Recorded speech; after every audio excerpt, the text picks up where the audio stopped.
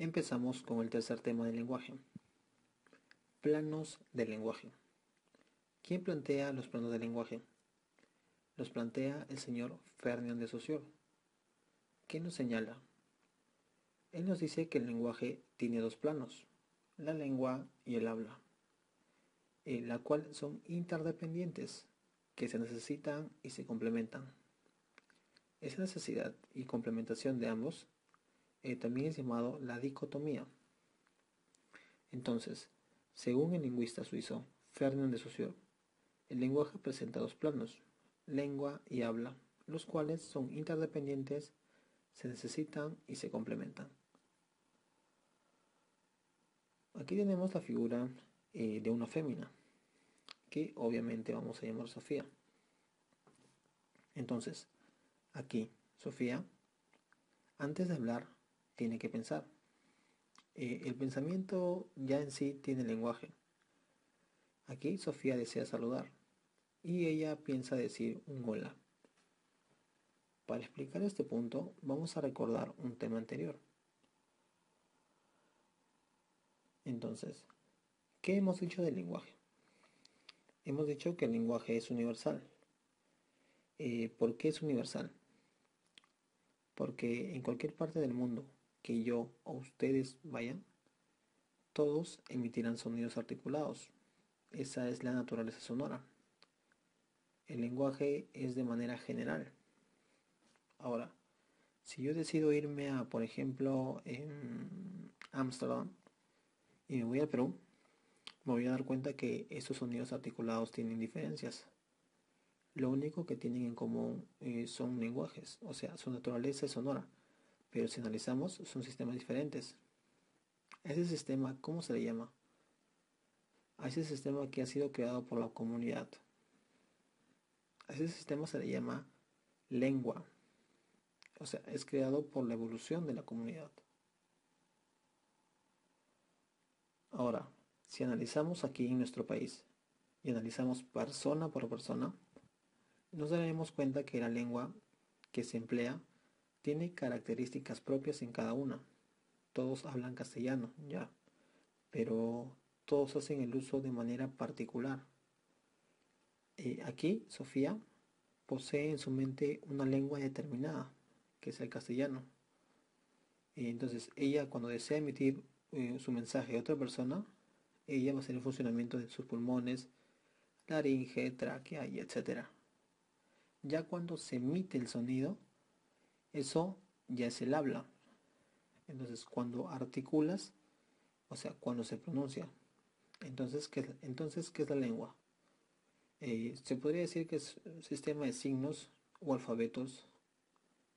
¿Y qué viene a ser el habla? Y la pronunciación, articulación, el uso de los órganos, por decirlo así. Entonces pasemos a las características. Características de la lengua y el habla. En la lengua, sistemas de signos y el habla, uso de sistemas de signos. ¿Qué es la lengua? ¿Individual o social? Aquí tenemos que la lengua es social. ¿Por qué? Porque poseemos una lengua determinada en esta sociedad. ¿Cómo viene a ser el castellano? En cambio, el habla es individual. ¿Por qué? Para yo pronunciar, simplemente necesito mis órganos para hablar. No necesito de otro. Por eso es individual. El habla es concreto. Y la lengua es virtual, o sea, abstracta. La lengua es psíquica, o sea, mental. Y el habla es psicofísica. ¿Cómo psicofísica? Psico significa de mente, o sea, la mente le manda a lo físico. Pero aquí se trata de psicofísica y viene a ser el habla. Aquí la lengua también es perdurable. ¿Por qué? Porque se transmite de generación en generación. En cambio, el habla es efímera. ¿Cuál es variable? ¿La lengua o el habla? Es variable el habla. ¿Por qué? Porque varía en cada persona, edad, sexo, etc. Y la lengua es casi fija. ¿Por qué? Porque el castellano deriva del latín vulgar y ha cambiado varios términos. Entonces es que se fija, porque ha cambiado a largo plazo. Y aquí la lengua también es teórica, porque tiene principios, tiene reglas. En cambio, el habla es práctico, es práctica, o sea, es ya. No es una diferencia igual a la lengua. Dicho eso, pasamos lo que es a variaciones de la lengua. Aquí existen tres tipos de cambios de la lengua. Vamos a ver uno por uno. Uno, variación dialectual. Son factores que dependen, por decirlo así, regionales. O sea, se forman dialectas. Y las dialectas son variaciones de una lengua en un determinado lugar, como ustedes saben. Se desarrollan en los siguientes aspectos: fonéticos, morfológicos, lexical, semánticos y sintácticos. En lo fonético viene a ser los sonidos. O sea, un castellano costeño no va a ser igual que un castellano andino. Un castellano costeño pronuncian yapecuñado. En cambio, un castellano andino puede pronunciarlo de manera distinta. Aquí en lo que es fonéticos, o sea, en los sonidos, también hacemos la presencia del yeísmo y del ceseo. ¿Por qué? Porque aquí pronunciamos la palabra llamo, no pronunciamos la y en realidad. Como puede decir pollo, pero se pronuncia pollo, pollo y no pollo. Al igual que cuando pronunciamos zorro, pronunciamos la S en vez de la Z, cuando debería decirse zorro. Por eso a eso se le llama el fenómeno del yeísmo y el fenómeno del ceseo. Pasamos a un aspecto morfológico, o sea, de estructura. Aquí depende de qué país te encuentres. O sea, si tú dices una palabra, por ejemplo, aquí en Perú, o por ejemplo en Argentina. Aquí en Perú, tú cuando quieres ganar un poquito de tiempo, dices un ratito. Pero en cambio, en Venezuela tú dices, ahí pronuncian un ratico. O sea, hay diferencias morfológicas estructurales. Aquí en Perú decimos siéntate, pero en Argentina dicen sentate. Sigue las diferencias morfológicas. Entonces pasamos a un aspecto lexical, o sea, un aspecto de cambio de palabras. Segundo, mira. ¿Cómo se pronuncia niño en la selva? ¿Cómo se pronuncia niño en Argentina, en México o en Chile? Esos son cambios. Aquí en la selva se pronuncia niño guambrillo. En Argentina se pronuncia pibe. En México se pronuncia chavo. Y en Chile, aunque no lo crean, se pronuncia cabrito. Son formas lexicales. Ahora pasamos lo que es a aspectos semánticos, o sea, que cambia el significado según el lugar. Por eso estamos viendo lo que son factores regionales.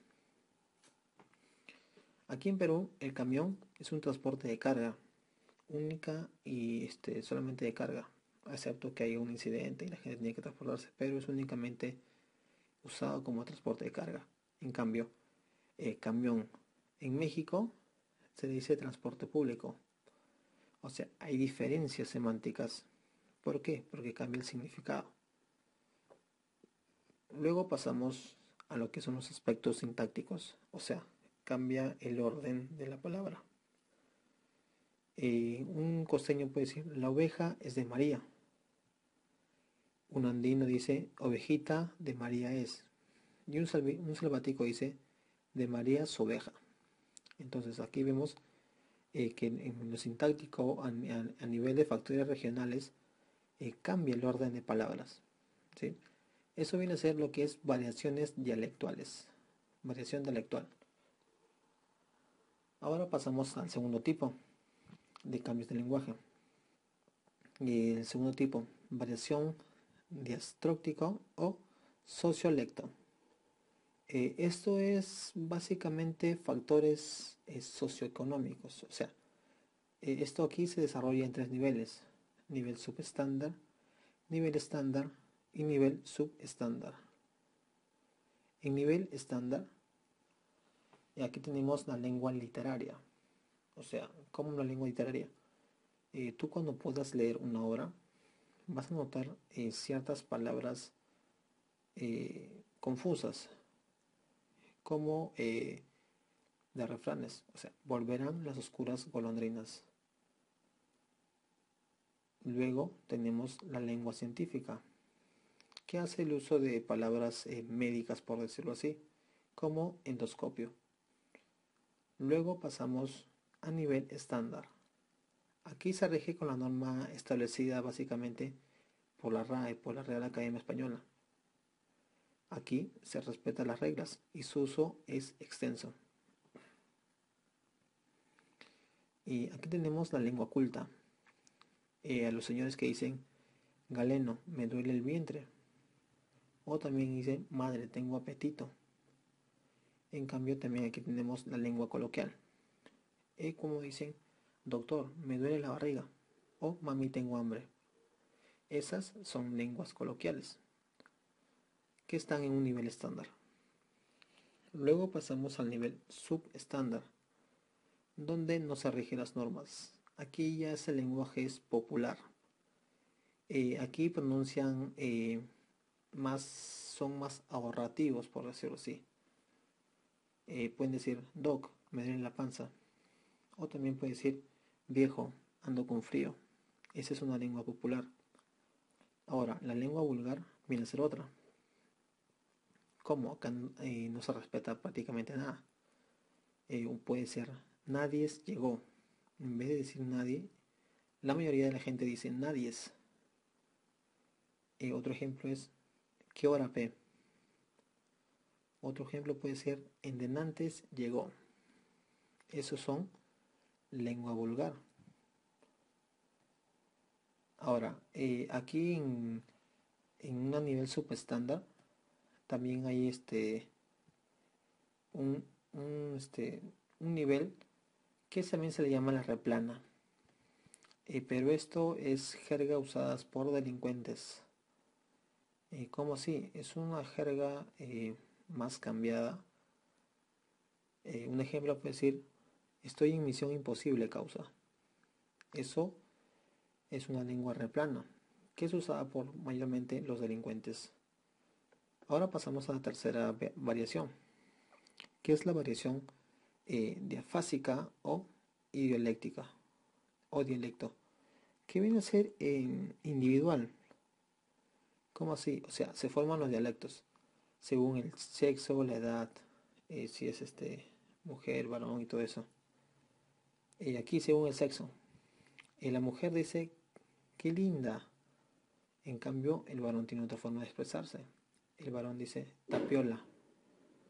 En edad, un niño puede decir: mami, que lo oí la casa. Pero un adolescente dice: me quita mi jato. En la adultez ya se pronuncia correctamente. Bueno, no en todos, pero como tiene que ser correctamente. Se pronuncia: me voy a casa.